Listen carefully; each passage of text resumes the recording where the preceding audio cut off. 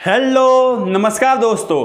तो आज हम बात करेंगे भिन्न वाले सवाल। ठीक है, जब भी हमारे सामने ऐसे भिन्न वाले सवाल आ जाते हैं या फिर इस तरीके से कुछ लिखा हुआ आ जाते हैं तो हमारा दिमाग हो जाता है ब्लॉक, हम कुछ आगे सोच नहीं पाते हैं। तो मैं आपके लिए सॉल्यूशन लेकर आया हूँ एक एक कंसेप्ट वाले, जैसे ही जो भी इस तरीके के सवाल आते हैं उन सबको हम एक एक करके हल कर रहे हैं। आज से बढ़ते हैं भिन्न वाले सवाल। जब भी आपके सामने भिन्न वाले सवाल आ जाए तो आपको कैसे हल करना है। सबसे पहले हम सवाल को पढ़ लेते हैं क्या। ठीक है, आपको बोला कि यदि किसी भिन्न के अंश और हर दोनों में 2 जोड़ दिया जाए तो वह 9/11 हो जाती है। और ठीक है, अच्छा, यदि अंश और हर दोनों में 3 जोड़ दिया जाए तो वह 5/6 हो जाती है। तो वह भिन्न ज्ञात कीजिए। भैया देखो, सबसे पहले अगर आपको यही पता नहीं है कि भिन्न क्या होती है तो उसको पहले हम समझ लेते हैं। जैसे कि आपके सामने लिखा हुआ, मान लीजिए 9/11 ही लिखा हुआ है। ठीक है, तो जो ऊपर लिखा हुआ होता है ना उसको तो हम बोलते हैं अंश। ठीक है, ऊपर लिखा हुआ होता है उसको बोलते हैं अंश, और जो नीचे लिखा हुआ होता है ना उसको बोलते हैं हर। ठीक है, अब कई बार क्या होता है भैया कि हम हो जाते हैं कंफ्यूज कि जो ऊपर होता है उसको अंश बोलते हैं या फिर जो नीचे होता है उसको अंश बोलते हैं। तो हम क्या करते हैं, देखिए जो हिंदी वर्णमाला है उसमें सबसे पहले क्या आता है, सबसे ऊपर अंश आता है। तो अंश हमेशा ऊपर ही रहेगा। तो ये आपका अंश क्या आ गया, ऊपर। समझ गए ना। तो अंश और हर किसको बोलते हैं पहले तो हमने ये समझा। अब ऐसे सवाल आ जाए ना भैया तो आपको भैया बोला क्या है कि आप एक भिन्न ज्ञात कीजिए। मतलब भिन्न ज्ञात करनी है, मतलब उसके भैया ऊपर भी कुछ होगा और कुछ नीचे भी होगा। अब क्या होगा हमें वो पता नहीं है। ठीक है, तो हम क्या करते हैं, हम बोलते हैं कि भैया हम मान लेते हैं कि माना कि वह भिन्न क्या है, वह भिन्न x/y है। ठीक है ना, ये हमने लिख लिया, ये हमने माना है। आप चाहो तो p/q भी मान सकते हो, आप चाहो तो a/b भी मान सकते हो, ये आपकी मर्जी है। ठीक है, अब भैया आपको क्या बोला, देखिए अब हम जाते हैं प्रश्नानुसार। भाई प्रश्न के में क्या बोला गया है, प्रश्नानुसार। प्रश्न में जो बोला है वही हम लिखेंगे ना। प्रश्न में यह बोला है कि अगर भैया आप अंश और हर दोनों में 2 जोड़ देते हो, कितना जोड़ देते हो, 2, मतलब आप अंश में भी 2 जोड़ रहे हो और हर में भी 2 जोड़ रहे हो। ठीक है, तो वह भिन्न कितनी बन जाती है, बराबर बन जाती है, मतलब इक्वल टू बराबर कितना हो जाएगा, 9/11। ठीक है, तो यह हमारा पहला समीकरण बन गया। समीकरण तो हमें बनाने हैं, अब इसको हल कर लेते हैं। तो हल करेंगे भैया ना, तो ये 11 बच्चों गुणा कर देंगे तो 11 × x+2 हो जाएगा और ये हो जाएगा 9 × y+2 हो जाएगा। अब ये ब्रैकेट लगा है, मतलब ये 11 इन दोनों से गुणा करेगा तो 11x + 2 × 11 22 हो जाएगा। और ये कितने हो जाएगा, 9y + 2 × 9 18 हो जाएगा। हाँ ठीक है, अब यहाँ से इसको एक तरफ पक्षांतर कर देते हैं। तो हमने पक्षांतर किया तो यहाँ से मिला 11x - 9y बराबर, देखिए 22 - 18 कितने बचते हैं, +4 = 0। तो ये हमारा बनता है समीकरण 1। भैया इस तरीके से हमने समीकरण 1 बनाया है, लेकिन हमें 2 समीकरण बनाने हैं। इसके लिए हमें दूसरा भी दिया गया है कि यदि आप अंश और हर दोनों में 3 जोड़ देते हो तो वो 5/6 बन जाती है। ठीक है ना, ये आपको बोला है। अब यहाँ पर क्या किया भैया कि अंश में भी, यहाँ पर दूसरी कंडीशन लिख सकते हैं या फिर इस तरीके से लिखो कि अंश में भी आपने 2 जोड़ लिया। ठीक है ना, पुनः लिख सकते हो यहाँ पर, या फिर कुछ नहीं लिखोगे चलेगा।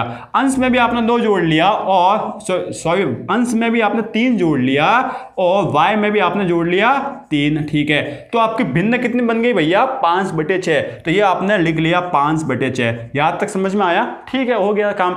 अब यहाँ से हम वापस बच्चे को गुणा कर देंगे तो 6 × x+3 हो जाएगा। ठीक है, और ये 5 × y+3 हो जाएगा।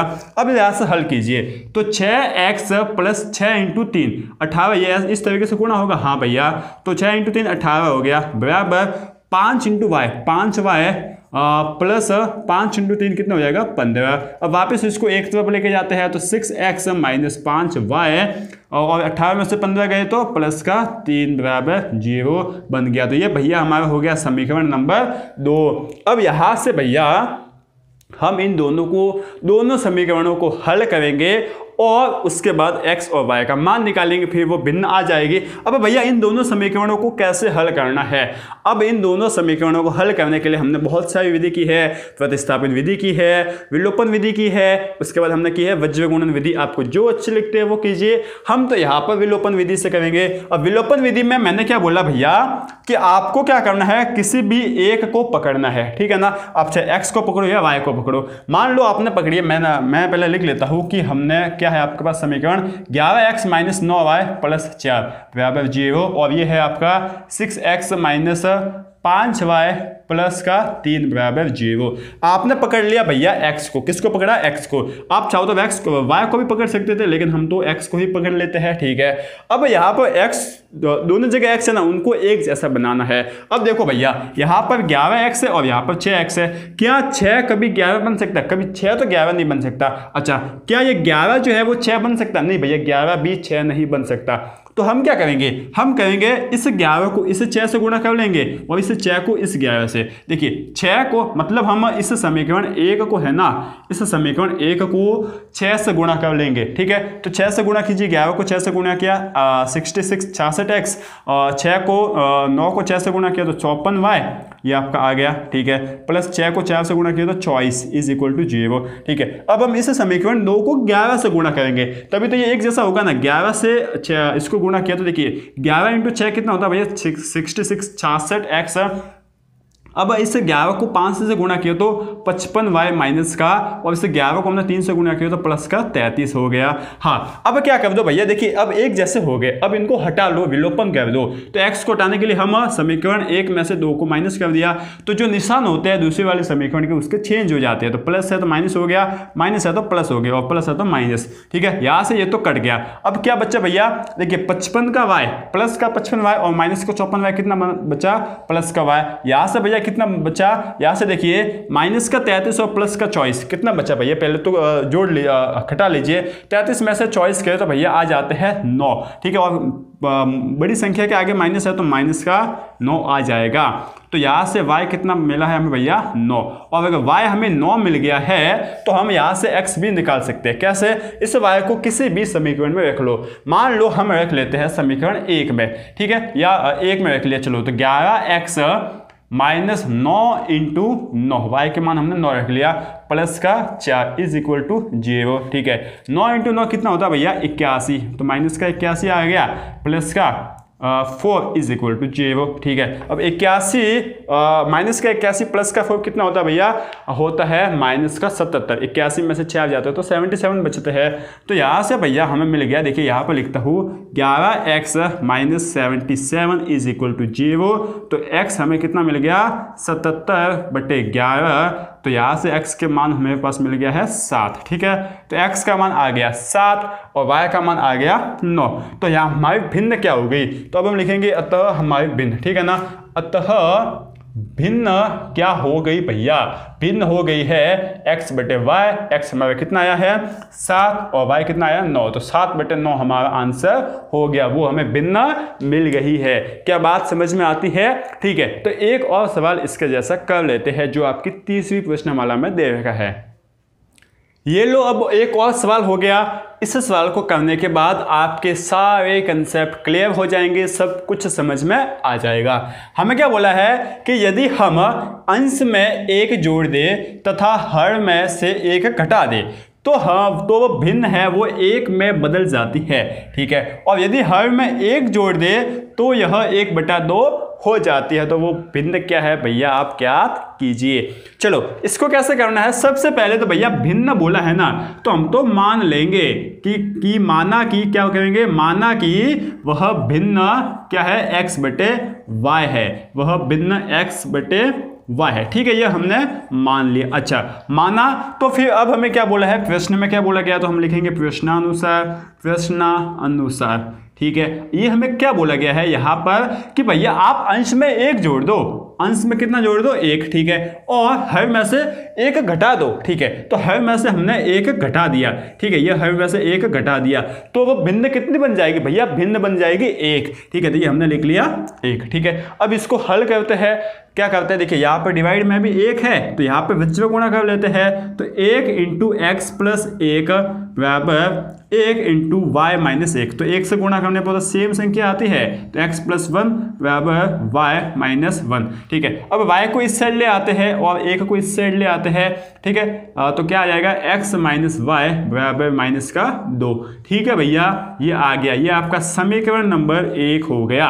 ठीक है, अब दूसरी कंडीशन भी दे रखी है। दूसरी कंडीशन क्या है कि यदि भैया हम एक में हर में है ना 1 जोड़ देना तो हमें यह 1/2 हो जाते हैं, यह भिन्न है ना वो 1/2 हो जाती है। ठीक है ना। चलो, तो अब हम बात करते हैं कि आपने अंश में तो कुछ नहीं किया, लेकिन हर में क्या कर दिया, 1 जोड़ दिया। ठीक है, ये हमने हर में 1 जोड़ दिया, तो हमें क्या मिला भैया कि यह करने से हमें जो वो भिन्न मिलती है ना वो 1/2 हो जाती है। ठीक है, अब इसका वज्र गुणा कर दो तो 2 को x से गुणा हो जाएगा और 1 का y प्लस 1 से गुणा हो जाएगा, तो 2x बराबर y प्लस 1। ठीक है, अब यहाँ पर y को इस साइड ले आते हैं तो 2x माइनस वाई बराबर 1। ये आपका समीकरण बन गया। कौन सा समीकरण? दूसरा बन गया है। ठीक है, अब भैया हमें क्या करना है, अब इन दोनों समीकरणों को हल करना है। किसी से भी कर सकते हो, 3 विधि है आपके पास। चलो, तो हम लिखते हैं भैया x माइनस वाई बराबर -2। ठीक है, यह पहली ही समीकरण है। उसके बाद दूसरी समीकरण क्या है, 2x माइनस वाई बराबर 1। ये आपकी दूसरी समीकरण है। ठीक है, अच्छा, ये आपकी दूसरी है, ये आपकी पहली है।